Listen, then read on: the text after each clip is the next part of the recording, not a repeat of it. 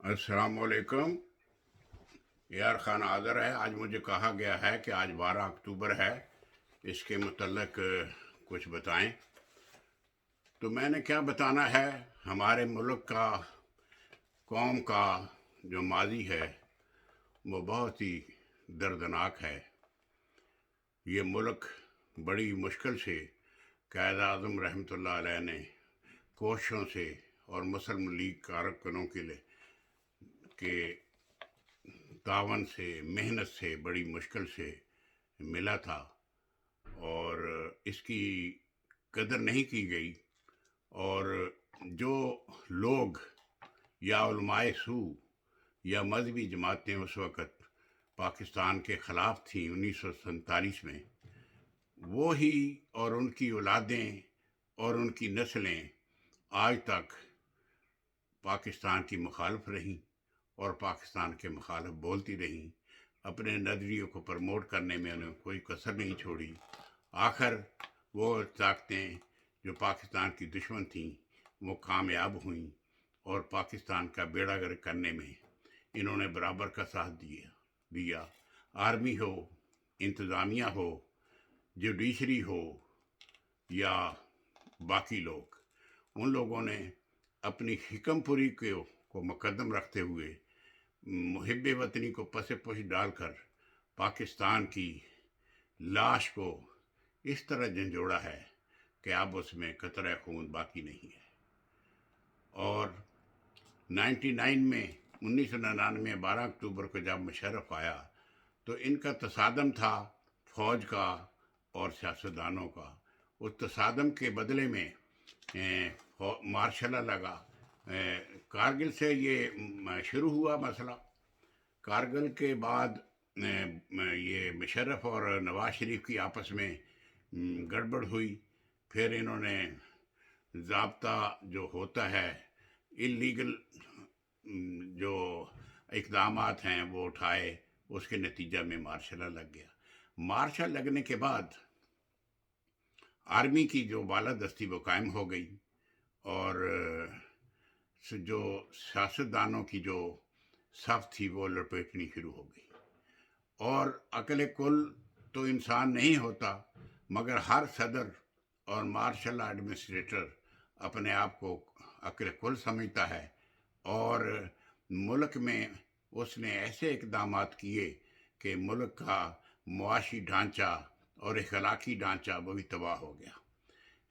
خصوصاً 2001 میں جب 9/11 آیا تو مشرف صاحب نے، جن کو بڑا لوگ بہادر کہتے ہیں، انہوں نے امریکہ کے آگے گھٹنے ٹیک دیے اور ملک کو ایسی اکنامیکل پستی میں لے گئے، اخلاقی پستی میں لے گئے کہ اپنے ہی ہمسائے ملک میں فوج داخل کر دی اور مار دھاڑ شروع کر دی. اور اس کے نتیجے میں ہمارا جو نقصان ہوا پاکستان کا، 75,000 لوگ شہید ہو گئے. اور پھر کچھ جماعتیں اس جہاد کو، اس بات کو حلال کہتی تھیں، کچھ حرام کہتی تھیں. علماء سو بھی اس پر بٹ گئے، اور علماء سو نے بھی پھر اپنی چاندی کمائی اور بعض چیزوں میں مداخلت کر کے مشرف کے خلاف بھی کام کیا. اور لال مسجد کا واقعہ پیش آیا. لال مسجد میں بے گناہ لوگوں کو مارا گیا صرف ان ملاؤں کی وجہ سے. جو ملا عبدالعزیز ہے، جو آج بھی کہتا ہے کہ پاک فوج حرام موت مرتی ہے اور افغانی جو جہادی ہیں وہ حلال موت مرتے ہیں، وہ شہید ہوتے ہیں. یہ مولانا طفیل نے بھی کہا تھا، جو جماعت اسلامی کے امیر تھے. اور باقی بھی ایسے گروہ ہیں تشدد پسند. تو مشرف نے ایسی قوتوں کو پروموٹ کیا جو پاکستان سے مخلص بھی نہیں تھیں، صرف وہ درباری تھی مشرف کی. اور انہوں نے ملک کو اس قدر نقصان پہنچایا کہ وہ بڑا ہی دردناک اور بڑا ہی عجیب موقع تھا. یہ انڈیا اور پاکستان کے تعلقات پر بھی ریورس گیئر لگایا. नून लीग की 2/3 शख्सियत भी लपेट दी मुशर्रफ साहब ने, बावर्दी सदर भी बन गए और अपने दोनों मौसनों बेनज़ीर और मियाँ नवाज शरीफ को जला वतन भी कर दिया।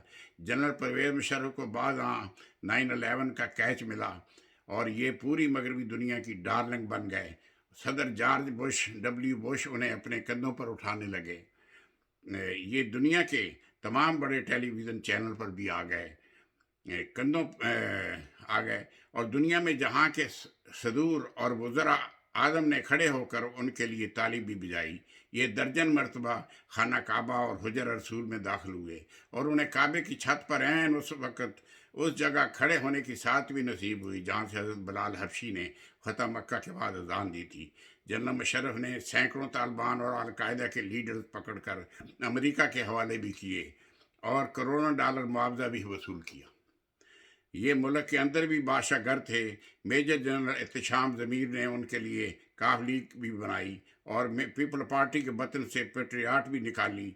जनरल मुशर्रफ अपने दौर में इस कदर तगड़े थे कि अगर चीफ जस्टिस इफ्तिखार मोहम्मद चौधरी ने भी उनके इरादों में मज़ाहम होने की गलती की तो जनरल ने उनकी गाड़ी से झंडा भी उतरवा दिया और इन्हें आर्मी हाउस से माजूल करके घर वापस भी भिजवा दिया। अगर जामिया हफ्सा खाली कराने के लिए फ़ौज ऑपरेशन करना पड़ा तो जनरल परवेज़ मुशर्रफ वो भी कर गुजरे, और अगर मजूल चीफ जस्टिस ने कराची में कदम रखा तो जनरल ने MKM की मदद से शहर में आग भी लगवा दी और 50 लोग भी मरवा दिए। ये तकब्बर, ये गलतियाँ और ये अथॉरिटी बहरहाल जनरल परवेज़ मुशर्रफ के जवाल की वजह बनी। बेनज़ीर भुट्टो अमेरिका की मदद से वापस आ गई। ये वाक़यात हैं मुशर्रफ के वक़्त के, और उन लोग और हालात हैं कि जब किसी फ़ौजी सदर में ताकत आती है तो वो किस कदर मुतकब्बर और वो खुद सर हो जाता है, मगर खुदा ताला की तकदीर जब आई है तो उसने हर चीज़ की साफ लपेट दी। जनरल परवेज़ मुशर्रफ जला वतन होने पर मजबूर हो गए। जब पीपल पार्टी आई तो 24 मार्च 13 को वापस आए, लेकिन तवील खारी और आर्टिकल 6 का तौक लेकर 17 मार्च 16 को दुबई वापस चले गए। जनरल रहील शरीफ ने उन्हें बाहर भिजवाने में अहम किरदार अदा किया। मकसद ये है कि ये जनरल, ये मैट्रिक पास जनरल, हमारे अक्सर मैट्रिक पास जनरल थे अब तक, अयूब खान भी मैट्रिक पास थे। इन लोगों ने अकल कुल समझते हुए पाकिस्तान को बहुत नुकसान पहुंचाया है।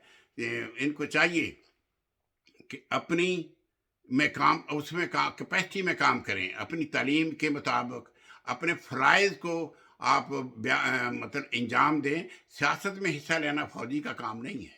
फ़ौज ने हमेशा ही सियासत में दखल देकर मुल्क को नुकसान पहुंचाया है, और मुल्क इस तारीख को याद रखा जाएगा कि फ़ौज जो है वो अपने आप को कानून से बालातर समझती है और एहसास बरतरी में मुब्तला है, और वो पाकिस्तान के मफादात को के बहाने एक कौम के मफादात को नुकसान पहुंचाती है। और ऐसा ही हुआ।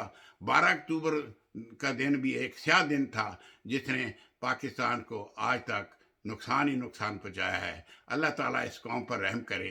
अल्लाह ताला पाकिस्तान जिंदाबाद, पाकिस्तान पाइंदाबाद।